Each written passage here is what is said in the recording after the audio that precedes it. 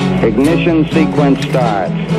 6, 5, 4, 3, 2, 1, 0. Liftoff. We have a liftoff.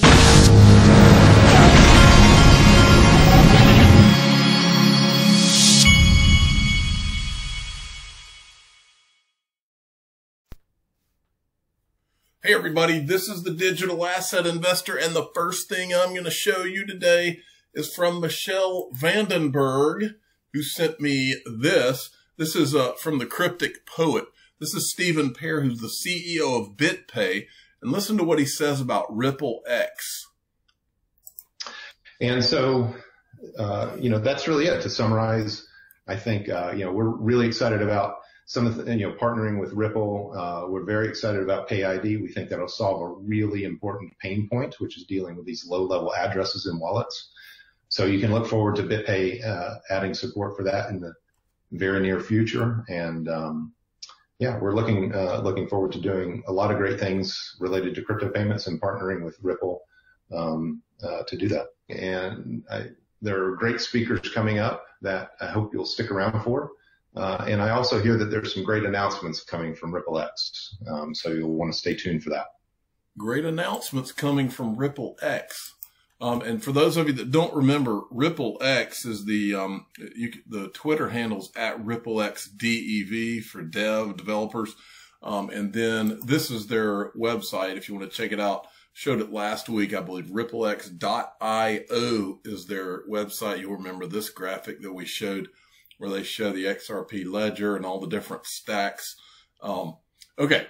Now, this was an interesting tweet from Ian Northing. He says, "Oh, the irony." For those of you that aren't plugged in on this, Gemini, which is the exchange created by the Winklevoss brothers of Facebook fame, these guys have not been willing to add XRP to their platform. I think they've always had a problem with the guys at Ripple. But here's the irony. This is an article he's showing. Gemini's UK users will have faster and smoother pound wire transfers thanks to a partnership with payments processor BCB Group. And then this is another one. BCB Group launches instant settlement service Blink. And then Blink is a global payments network allowing members to pay each other instantly 24/7, 365 across multiple currencies, stablecoins, cryptocurrencies. And then when we click on the next thing, here's a slide of Blink, the liquidity interchange. And of course, it's got Corda. Public Corda network is publicly available on the Internet of Corda nodes operated by the nonprofit. So they're using R3 Corda, which the Corda settler uses XRP. So anyway, so that's kind of funny.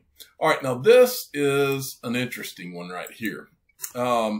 Actually, I think Mr. B made me aware of this clip. I wanted to play this for you, and then I'm going to show you what it reminds me of. This guy is not some Yahoo either. He's actually a pretty good, well-pedigreed guy.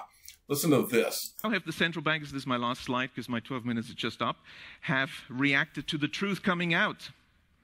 They admit that they've been telling porkies, and now they propose to increase their power. So central bankers belatedly admit, oh, now that you've mentioned it, yes, banks create the money supply. So let's abolish that now. And also, by the way, let's abolish cash. So what should we do? Well, introduce digital cybercurrency that central banks issue and control, and thereby gain total control over all economic transactions, decisions, and the whole lot you've just heard from the CEO of the GDI. So the greatest concentration of central banking power in history is really the bid they're aiming at. That's the central bank's goal. And of course, digital accounts of dissenters and regime critics could be switched off. It'd be very difficult to even purchase necessities. So this is an Orwellian dystopia of total control, the end of any freedoms. That's really what central banks are aiming at. Several central banks have, like the Bank of England, already prepared their microchip implant, RFID chip, to be implanted under your skin. What? And why is the sudden discussion about universal basic income from all the grassroots and inverted commas movements and billionaires. Oh, universal basic income is the bribe for you to accept the microchip. The overarching trend of the 20th century is concentration of power in the hands of the few. That's what we have to keep in mind. We have to work against this.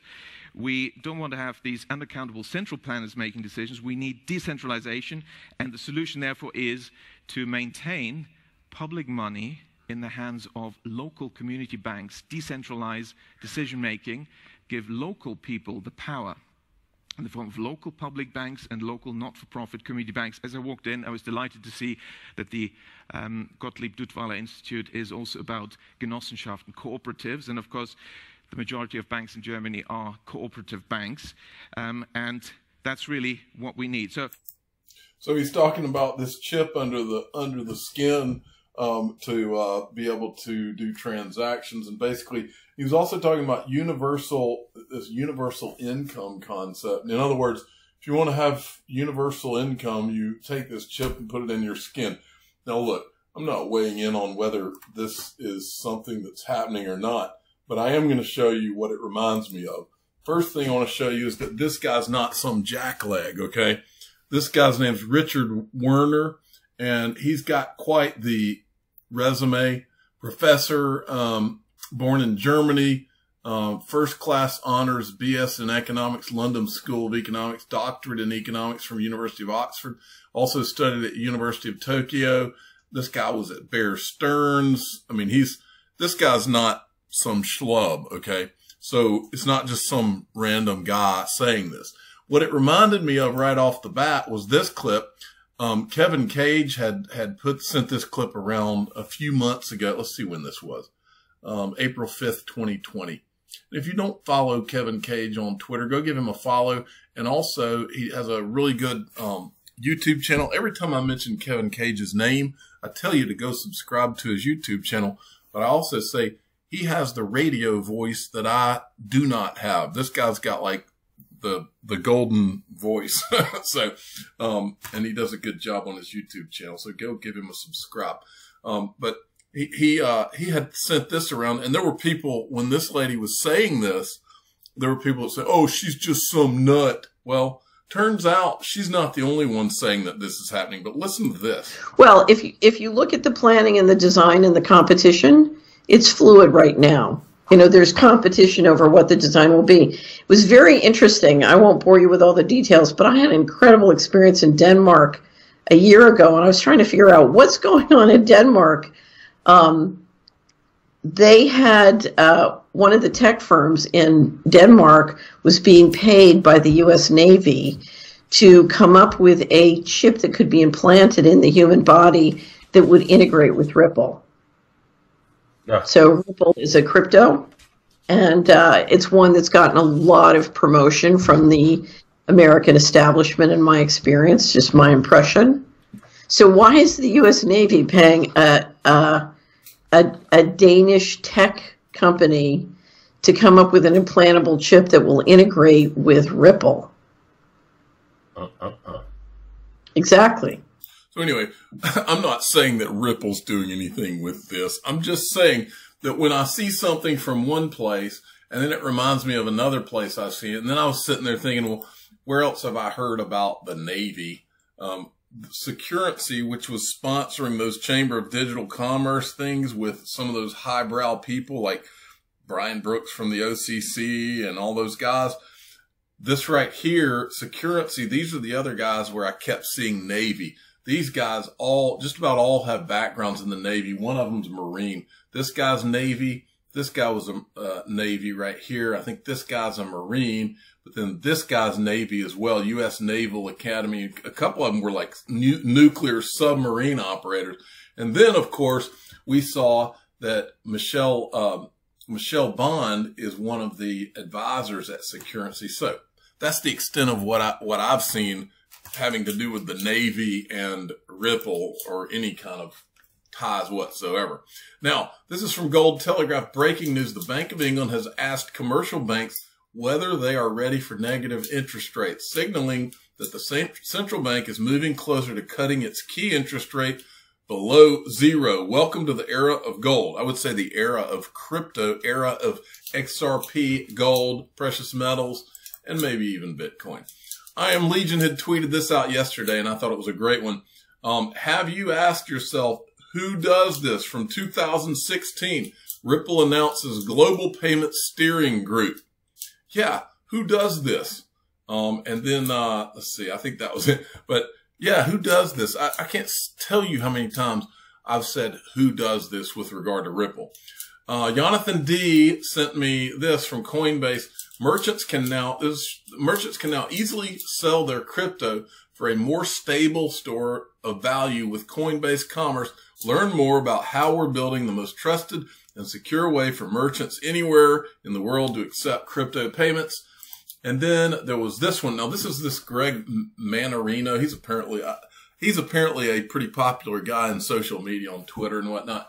He says Goldman Sachs has just issued a new $30 price target for silver. In my opinion, silver will eventually exceed $30 multiple fold. And then this person comes in and says they must have had a word with JP Morgan. Listen, guys, this is the setup. We pump it. You do the rest. Agree? So basically, this is what, I mean, I agree too, because JP Morgan has been in the news a lot for the precious metals market manipulation. Of course, nobody ever goes to jail that we know of, but they pay billions of dollars in fines in order to get out of it, but they don't ever go to jail or anything. So yeah, you think Goldman Sachs and JP Morgan are not talking and don't communicate or anything like this? You better believe they do. Well, here's the other thing. He came in after this and he says, people often ask, what is my opinion of XRP? Most already know, but I will say it again here. In my opinion, it is going much higher. I do own it. All right. So this guy he's more of a economics type guy on Twitter, but he's specifically telling you that he's an XRP guy. Now, as I've told you 1,000 times on this channel, all the world's a stage, folks. We've watched all kinds of stage shows in crypto. So here we go. Christian Carlo today tweets this out. Digital Dollar Project has just published 9 pilot scenarios to test elements of US CBDC. Take a look. So I did take a look. And what I was drawn to is at the very end, let's show you this. And you tell me if we've been talking about any of this for the last 2 years. Their global assessment. In an effort to support this critical analysis, we have included the below list of research publications we consider helpful to this process. Finally, we recommend using the strong diplomatic relations the United States has around the world to engage bilaterally and multilaterally with other nations and obligations, exploring CBDCs. Have we been covering any of this for the last 2 years? Central bank digital currency related research. Bank of France, Sweden's Riksbank, Bank of England, World Economic Forum, BIS, Bank of International Settlements, European Central Bank, International Monetary Fund. And then what about these? Technical blockchain and DLT research and pilots. Project Jasper, Project Ubin, Project Stella, Project Aber, Project Ion. Have you heard any of these names? Bank of Japan, ECB, MAS, Payments Canada, Saudi Arabian Monetary Authority, DTCC. Have you heard any of this stuff for the last 2 years on this channel? You think this is all just happening? All of a sudden, they're just now thinking about it? Man, this foundation's been being laid. Look, on the same day, XRP Yo-Yo shows me that a digital euro for a digital era. All of a sudden, the EU is putting this out on the same day he's talking about that digital dollar. A digital euro for the digital era. Introductory statement. Member of Executive Board, ECB, at the Econ Committee of European Parliament, as if they're just getting around to this, folks. And then there was this. This is a tweet from Ripple today. And remember, words mean things. With the adoption of innovative fintech like blockchain and cryptocurrency, sustainability must be prioritized in parallel. Here's why. And remember, when you see the word parallel, remember the Chamber of Digital Commerce has been holding their conferences that they call parallel, just as a by the way. But look at this word, sustainability. They're showing you how much energy do currencies consume and how Bitcoin and Ethereum proof of work consumes a ton of energy. Hashtag sustainability. Same day that Ripple tweets this out, the IMF tweets this out. Today, in a meeting of Coalition of Finance Ministers for Climate Action, the IMF had emphasized that we must all act now. Climate change threatens growth and prosperity, and that puts finance ministers and the IMF at the center of the climate discussion. And here's the link. When you click on the link, here's what it says. 4th Ministerial Meeting at the Coalition of Finance Ministers for Climate Action. The Coalition of Finance Ministers for Climate Action works for a sustainable and green recovery. It almost sounds like this. Hashtag sustainability, right? I'm going to finish here, folks. All the world's a stage, and all the men and women merely players. They have their exits and their entrances, and one man in his time plays many parts, his acts being 7 ages, William Shakespeare.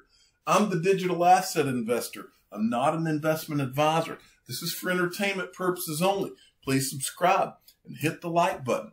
Tell your friends and family that all the world's a stage. I don't care if you're talking about Twitter and the people in it, or on YouTube, the people there, or in business or in politics.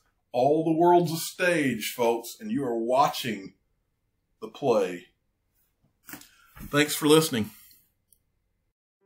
Every day, billions of people around the world are mocked, ridiculed, laughed at, and embarrassed by their friends, family, and even strangers.